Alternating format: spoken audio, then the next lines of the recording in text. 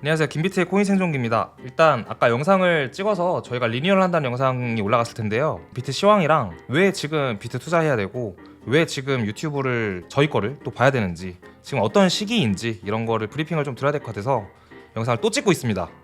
메리 크리스마스였는데 이제 곧 있으면 또 새해 복 많이 받으라는 그런 인사를 할 것 같네요. 크리스마스 잘 보내셨나요?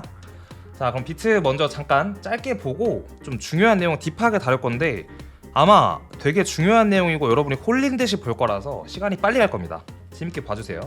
일단 비트 최고점이 11월 10일 날 있었고, 11월 9일이죠. 이때 69,000달러에서 형성된 저항선 48,000달러까지 이어진 이 저항선이 있죠. 이게 기울기가 셉니다. 가팔라요. 가파르다는 건 결국 이거를 뚫기 쉽다는 거고, 이 저항선을 뚫으면 그렇다 할 메인 저항선이 없기 때문에 시장이 금방 좋아질 수 있다라고 보면 좋겠습니다. 그리고 이때 저희가 영상에서 48,000달러에서 떨어질 것 같습니다 라는 영상을 찍었던 기억이 또 나네요. 어쨌든 지금 보면 문제가 뭐냐, 지금 비트가 이런 지지선을 가지고 있는데 힘이 없어요. 누가 봐도 힘이 없잖아요. 근데 비트가 지금 저희가 지난 마지막 영상에서 시황에서 3바닥을 얘기했던 것 같아요. 얘가 15,588달러를 선을 기준으로 잡고, 지난 11월 9일 날 FTX 사태 때 생긴 저점, 그리고 그 다음에 다시 생긴 저점을 여기 살짝 뚫었죠. 한번 만약에 이 지지선 16,500달러 정도가 아래로 뚫린다면 한 번 더 살짝 15,000대를 볼 수 있다 라고 보고 있고요. 반대로 이제 올라가면은 여기서 저항을 받았는데, 이게 FOMC 금리 발표 날이었어요. 이 저항선은 뭐냐, 사실 이건 저항선이 아니라 지지선이었습니다. 루나 사태 때 발생했던 지지선, 이게 한번 여기서 지지가 발생하고 한 번, 두 번 지지받고 FTX 사태가 터지면서 이제 뚫리고 못 올라갔죠. 여기서도 보면은 제대로 못 받고 FOMC 때도 못 올라가고 이런 상황인데, 첫 번째로는 이 18,600달러 부근, 18,700달러가 되면 뚫겠네요. 여기를 뚫어주는 게 가장 중요하고, 그 다음에는 아주 큰 메인 저항선인 당장 내일 뚫는다고 가정을 하면 23,500 정도가 되겠습니다. 근데 이게 시간이 지남에 따라 내려오니까 2만 초반만 뚫어줘도 금방 장이 좋아질 수 있다 라고 보면 좋을 것 같습니다. 물론 추가 하락론적인 관점에서 보면 주봉으로 보겠습니다. 주봉으로 보면 이게 17년도 12월 고점에서 18년도 12월 딱 1년 동안 하락장이 연출됐던 그 고점이고, 지독한 횡보 속에 주봉이니까 이게 되게 긴 시간이죠. 4달 동안 횡보했는데 이후에 반등 장세로 올라왔었거든요. 이때도 보면 이 메인 저항선을 뚫어내고 이제 완전 장세가 바뀌었는데, 그러면 이게 15,000대 3바닥이 아니라 한 번 더 떨어지면 어떻게 되냐, 저희가 계속 얘기했던 게 이제 13,000대 후반까지 갈 수 있다라고 했던 게, 이게 19년도의 고점, 여름에 있었던 미니불장 고점이 13,970달러이고 이 몸통 캔들 정도가 11,500 정도입니다. 그래서 요 사이 구간까지 떨어질 가능성이 있긴 하다. 근데 이건 가능성이고, 여기나 사실 저기나 그렇게 큰 차이는 안 나거든요. 시간이 지나서 보면 다 인간 욕심일 뿐이죠. 그래서 지금부터 저희까지 복원이 있으나 거의 매수 기준으로 가고 있다, 상승을 외치고 있다 라고 보면 좋을 것 같습니다. 이제 가끔 보면 댓글이나 다른 데서도 그런 말을 많이 해요. 우리 아이 비트는 이렇게 빠른 금리 인상을 경험한 적이 없고, 이런 2008년도와 닷컴 버블 때 같은 경제 위기라고 하긴 좀 그렇죠, 경제 침체 쪽으로 가는 걸 경험해 본 적이 없다 라고 말을 많이 하십니다. 그래서 8,000달러, 5,000달러 하락 무새들은 끝도 없는 하락을 외치는데, 제 경험에 의하면, 제가 코인을 2017년 초반부터 했는데 28년도 이 연말에 무슨 일이 있었는지 아세요? 이때 비트가 3,000달러를 가니까 1,000달러까지 갈 거라고 숏을 치는 사람이 많았습니다. 그럼 1,000달러까지 가면 무슨 일이 발생할까요? 100달러까지 간다는 사람이 발생을 해요. 원래 올라갈 땐 더 올라갈 건데 왜 팔아? 떨어질 때는 더 떨어진 건데 왜 사? 이게 결국 인간 욕심이거든요. 그리고 반대로 이렇게 보면은 17년도부터 18년도까지 지금과 같은 엄청난 누가 봐도 TV만 틀어 나오는 경제 위기, 경제 침체, 리세션 이런 단어 썼나요? 안 썼어요. 안 썼는데 왜 지금보다 더 많이 떨어졌냐고요. 그죠? 기간적으로 보면 이 고점부터 딱 1년 동안의 이 저점까지가 6토막이 넘게 났어요. 이거를 가격 범위로만 봅시다. 가격 범위로만 보면 마이너스 84%, 그죠? 84%죠? 지금은 1년 동안 기간, 고점부터 여기까지 기간을 볼게요. 이게 11월 10일이었으니까 러프하게 11월 21일까지 보면 마이너스 77%예요. 덜 떨어졌잖아요, 과거보다. 이거는 FOMC 때문에 그럼 왜 덜 떨어졌나요? 이렇게 말하면은 논리가 좀 부족하다라고 보면 좋을 것 같습니다. 앞으로 더 떨어질 수도 있겠지만 기간적으로 1년을 고점 저점을 지금 잡아봤을 때 그렇다는 겁니다. 자, 그래서 지금 장도 재미가 없고 뭔가 할 게 없는데 왜 지금 유튜브를 저희는 하고 있고 왜 우리 거를 봐라 라고 말을 하는지 말씀을 드릴게요. 사실 다 올라갔을 때 공부하면 물려요. 그건 경험해보셨잖아요, 아마? 저도 경험을 많이 했었거든요. 원래 올라갈 때 사람은 더 올라갈 것 같고 뭔가 새로운 세상이 열린 것 같고 웹3, 메타버스, 블록체인 게임하면서 뭔가 이게 미래에 나한테 엄청난 걸 가져다 줄 것 같은데 내 옆에 있는 친구도 그 얘기를 하고 있어요. 그래서 끝인 거예요. 공부는 물려서 한다는 말이 괜히 있는 게 아니에요. 사실 저점에서 공부해서 본인이 생각하는 주관과 그 학습량에 따라 괜찮은 근본 코인을 찾고 그 코인이 미래를 만들어갈 거를 같이 기다려주는 게 투자자가 할 일이에요. 근데 투자자는 내 자산, 내가 투자한 자산이 상승할 시간을 주고 함께 하는 게 투자자입니다. 근데 투기자는 보통 트레이더들도 사실은 투기자예요. 왜냐? 차익 거래만 통해서 돈만 벌기 때문에. 물론 돈만 버는 게 중요하죠. 돈 벌려고 사실 하는 건 맞는데 그 과정을 어떻게 견딜 거냐. 이게 제 솔직히 말씀드릴게요. 저희 구독자분들 아마 77,000명이 조금 넘는 걸로 알고 있는데 비트코인 백서에 대해서 조금이라도 보고 아 이런 게 비트코인이구나 이해하는 사람이 전 1000명도 안 될 거라고 단언할 수 있습니다. 그거를 보고 코인을 하면서 이 하락장에 아 이런 상황인데 앞으로는 어떻게 될 수 있겠다 라는 생각을 하려면 기본적으로 백서는 아니더라도 정리된 글 정도라도 봐서 알고 있는 거랑 모르는 거랑은 버틸 수 있는 여력의 차이가 다릅니다. 그리고 결국은 저점 어딘가에서 사는 게 올라갈 때 사는 것보다 수익률이 훨씬 커요. 그거는 누구나 아는 얘기잖아요. 그래서 제가 오늘 영상을 찍고 있는 거고요. 왜 이 얘기를 계속 깔고 가냐 설명을 드리겠습니다. 일단 그런 말이 있어요. 제가 최근에 들었던 말 중에 좋은 말이었는데 비트코인을 모르는 사람은 영원히 모르지만 한번 제대로 안 사람은 비트코인의 매력에 빠질 수밖에 없다라는 얘기를 했는데 저도 그렇게 생각을 합니다.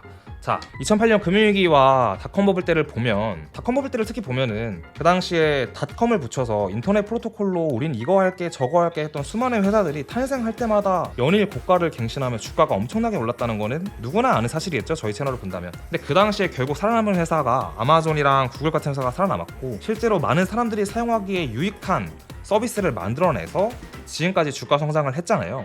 그거와 마찬가지로 사실 지금의 블록체인 시스템 안에서 실제로 우리 생활을 바꾼 건 없습니다. 근데 굉장히 중요하게 볼만한 게 있어요. 2017년, 18년, 19년도를 제가 코인을 계속했을 때 느꼈던 거는 1등 비트코인, 2등 이더리움, 3등 리플이었고 테더, BNB, 립 이렇게 있었어요. 근데 그 당시랑 지금 가장 크게 변한 건 그 당시에는 지금 보시는 것과 같이 에이다, 솔라나, 폴카다, 트론, 아발란체에서 등등등 시가총액 100위 중에 80개, 90개 정도가 다 내가 이더리움 이길게 혹은 난 이더리움이랑 경쟁할래 라고 했던 애들이 대부분이었고 이들은 우리는 레이어 1이라고 합니다. L1이라고 하죠. 이더리움을 포함해서. 근데 지금 되게 많은 게 바뀌었어요. 14등에 있는 폴리곤만 보더라도 나는 이더리움이랑 경쟁하는 게 아니라 이더리움 옆에서 도와줄게 라고 하는 L2가 시총 14등에 있다라는 거는 많은 걸 시사한다고 생각합니다. 또한 15등도 이제 리도 스테이크 이더리움이라고 리도 파이낸스라고 하는데 이더리움에 스테이킹된 뭐 그런 이제 POS로 넘어가는 이더리움 관련된 그런 건데 이제 이것도 보면 이더리움의 서비스 중에 하나인 거죠. 어떻게 보면 이더리움을 서비스하는. 그리고 유니스왑 19등 디파이예요. 이더리움 디파이예요. 19등에 있죠.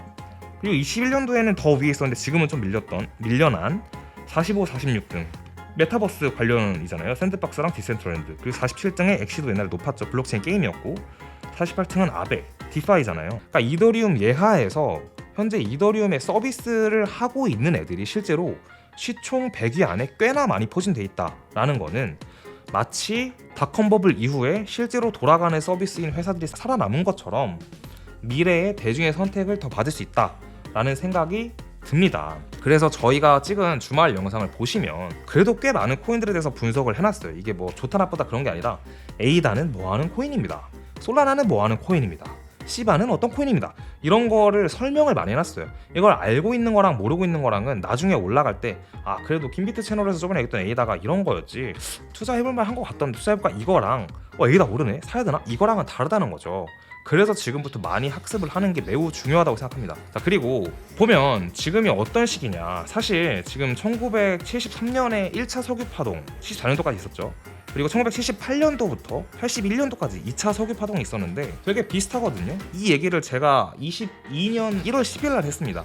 근데 뭐가 비슷하냐. 이게 지금 여러분이 보시는 미국 소비자 물가지수입니다. 우리가 CPI라고 보통 말을 하죠. 지금 이거를 70년도부터 해서 80년도까지를 제가 추려놨는데 CPI가 1차 석유 파동인 73년도부터 소비자 물가지수가 엄청나게 튀어 올라요. 12.3%까지 오르죠.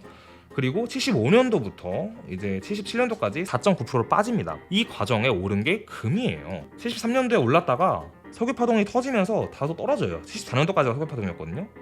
떨어졌다가 석유파동이 끝나니까 다시 올라요. 그리고 76년도까지 이 CPI가 떨어지는 그 처음에 같이 떨어집니다. 금도 같이 떨어져요. 근데 76년도부터 2차 석유파동이 있는 그 시기까지 이게 거의 8배가 상승을 해요. 금이 9배가 상승해요. 9배. 이게 왜 상승했냐? 대체 안전 자산으로서 사람들이 이목을 끌어서 상승을 했다라고 나와 있습니다. 근데 사실 보면 이게 이제 2차 석유파동 때 더 CPI가 올라간 상황이거든요. 그리고 지금을 잠깐 볼게요, 여러분. 2010년부터 지금 볼게요. 22년도에 CPI 고점을 찍고 현재 살짝 떨어진 상황인데 금이 생각보다 방어를 잘 했어요. 금이 보면 뭐 이 정도면 거의 작년 1월달, 그러니까 올해 1월달 가격이랑 지금 금 가격이랑 거의 비슷해요. 방어를 잘했다고 볼 수 있는 거죠. 그죠? 지금 요게 금이고 여기가 1월의 시작 가격이니까 거의 1년 동안 금은 변동성이 없었습니다.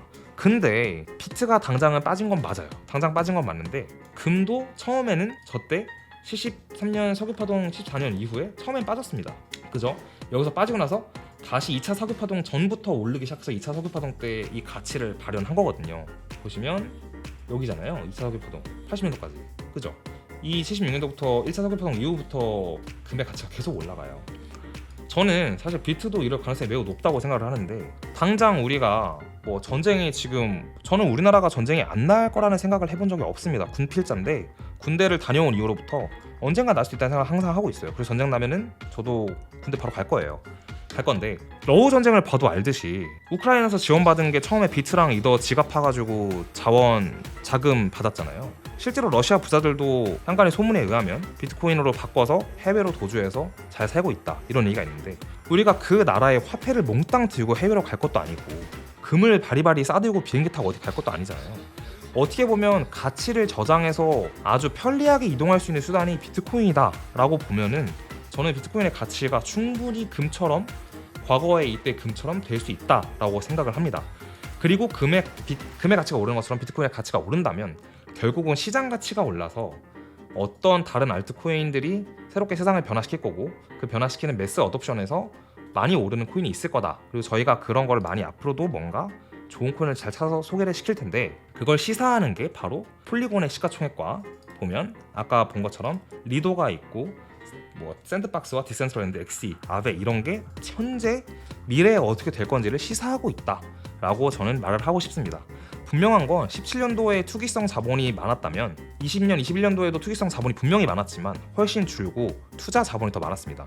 실제로 닷컴 버블 이후에 시장이 성장하는 그 과정은 투기성 자본과 투자자의 자본이 점점 역전돼서 투자 자본이 훨씬 늘어나는 시점이 왔을 때가 진짜 대중의 선택을 받는다라는 말이 있거든요. 다음 불장에는 대중의 선택을 받는 그런 코인들이 올 겁니다. 이게 그래서 대중들이 그걸 사서 선택을 받는다 이런 뜻이 아니라 우리가 블록체인의 어떤 특화된 서비스를 이용하면서 저절로 가치 실현을 하는 프로젝트 및 알트코인이 있을 거다라는 얘기입니다. 그게 블록체인 게임이든 디파이든 NFT를 활용한 무엇이든 간에 아마 있을 거예요. 우리가 PC를 사용하면서 하는 어떤 행동, 네이버페이나 게임 등등은 마우스와 키보드가 필요하고 최적화된 PC 모니터가 있어야만 할 수 있는 최적화된 뭔가가 있듯이 스마트폰이 탄생한 이후에는 스마트폰의 그 터치로만 하는 최적화된 게임이 성공했고 스마트폰 안에서 서로 상호작용할 수 있는 무언가들 예를 들면 블루투스 되게 많은 것들이 또 컴퓨터에서는 안 되는 것도 있잖아요. 그런 것처럼 블록체인 기술 안에서만 우리가 할 수 있는 대중들한테 줄 수 있는 베너핏이 큰 서비스나 비즈니스가 분명히 탄생할 거고 우리는 이용할 거다. 언제? 다음 불장에. 그 다음 불장 언제? 제가 생각하는 건 24년에서 25년도에 라고 말을 하고 싶습니다. 이런 영상 찍으려고 영상 찍었습니다. 벌써 15분이나 됐네요. 감사합니다.